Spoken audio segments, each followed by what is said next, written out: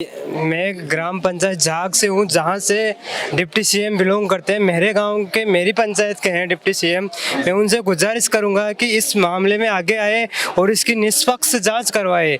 इसमें मैटर चाहे कुछ भी हो, दोषी कुछ भी हो, पहले उनको सामने लाए, उनकी गिरफ्तारी करे। आप आए क्योंकि इस जनता ने आपको इस पद पर स्थापित किया है, तो आप एक बार जरूर आए। चाहे आप सरकार से कुछ भी बातचीत करें, पर पहले इस पीड़ित परिवार से आकर एक बातचीत करें। आपका ये समर्थन करेगा, ये परिवार भी करेगा। पर अगर नहीं आए तो आगे आप कभी भी किसी भी छोटे या पंचायत चुनाव में भी नहीं जीत पाओगे, अगर इस परिवार का साथ नहीं दिया तो। बस मैं यही कहना चाहता हूँ। हम सबका यही कहना है कि हम सब मिलके इन सब दोषियों को यह पकड़ के उनको अरेस्ट किया जाए और इनको न्याय दिया जाए। ये सब हमारी बैठक हुई है, ये 5 दिन हो गए, कोई प्रशासन नहीं सुन रहा है। प्रशासन को हम कहना चाहते हैं कि अगर नहीं दिया तो हम आज 10,000 हुए, कल 20,000 होंगे, परसों 30,000 होंगे। जनसंख्या बढ़ती जाएगी और इस सरकार को एक तरफ कोने में लेना चाहते हैं हम। अगर नहीं दिया तो हम दिल्ली तक जाएंगे। हमारी यही मांग है कि हमारे को न्याय मिलना चाहिए और इन दोषियों को सजाएं भी होनी चाहिए। जितनी सजा नहीं मिलेगी जब तक हम यहाँ से नहीं उठेंगे, चाहे हमारे को चाहे महीना गुजर जाए, चाहे 2 महीना गुजर जाए, जब तक यहाँ से हम हिलने वाले नहीं हैं। जी सर, क्या घटना को 5 दिन हो चुके हैं, अभी तक कोई संज्ञान नहीं लिया गया है, क्या कुछ कहना है उसको? बाबूलाल जी बेरवाल जी ने जो सुसाइड किया है, इसका न्याय नहीं मिलने का एक कारण भजनलाल शर्मा जी की सरकार भी है। भजनलाल शर्मा जी पहले समता आंदोलन समिति के भी कार्यकर्ता रहे या उनके पदों में रहे।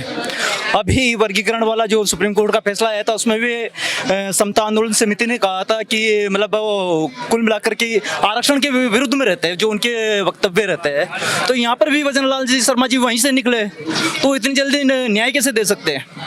वो इन सब चीज़ों के मतलब कहीं पक्षपात वाला जो मामला होता है उसमें कब हमेशा चुप रहेंगे, वो न्याय इतनी आसानी से नहीं देंगे, क्योंकि उनके विचारों में और जो विचार ही जब उनके इस तरह के हैं, तो वो अब तो दबाव वाला मामला है कि दबाव उनके ऊपर पड़ेगा।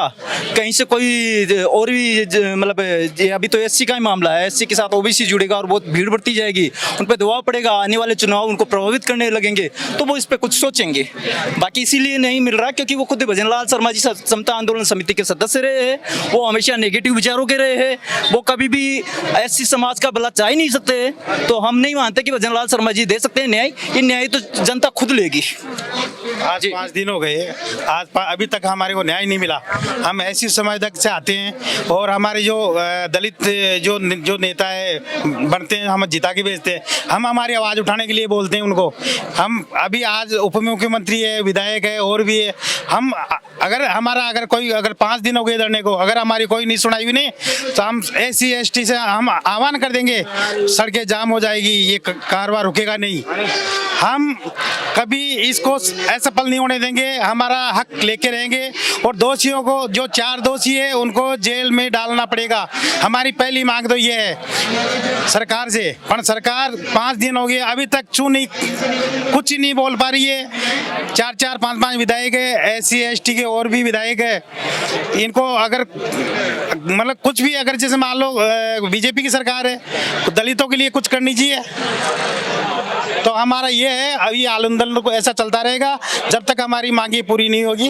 जब तक आप कहना चाह रहे हैं कि अगर ये शांतिपूर्ण तरीके से अभी चल रहा है और अगर अभी तक सरकार संज्ञान नहीं लेते तो आगे आप आंदोलन करने का भी विचार करें? हाँ, महीने लग जाए, 2 महीने लग जाए, 6 महीने लग जाए, हम मिलने वाले नहीं है। हम यहीं रोड पे डटे रहेंगे। अब SC ST आह्वान कर देंगे, जैसे 2 अप्रैल को हुआ था, फिर वैसे रोडों पे आना पड़ेगा हमारे को। कुछ भी हो जाए, लाठी गोली डंडी कुछ भी खाना पड़े, हम छोड़ेंगे नहीं। हमारा हक लेके रहेंगे। 4 दोषियों को जेल में डालना पड़ेगा इनको। क्या एट्रोसिटी एक्ट में पहले कभी आम आदमी की गिरफ्तारी नहीं हुई है? अगर हुई है तो इनकी भी होनी चाहिए।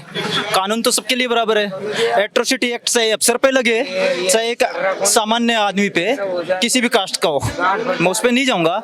लेकिन अगर कभी नहीं लगा हो, हमेशा जांच हुई हो, एट्रोसिटी एक्ट में पहले जांच हुई हो, फ्री गिरफ्तारी हुई हो, तो आप छोड़ सकते हो। लेकिन एट्रोसिटी एक्ट में अगर पहले भी गिरफ्तारियां हुई है तो अभी भी गिरफ्तारी होनी चाहिए। उसमें अफसर और वो किस जाति के, उससे कोई मायने नहीं रखता है।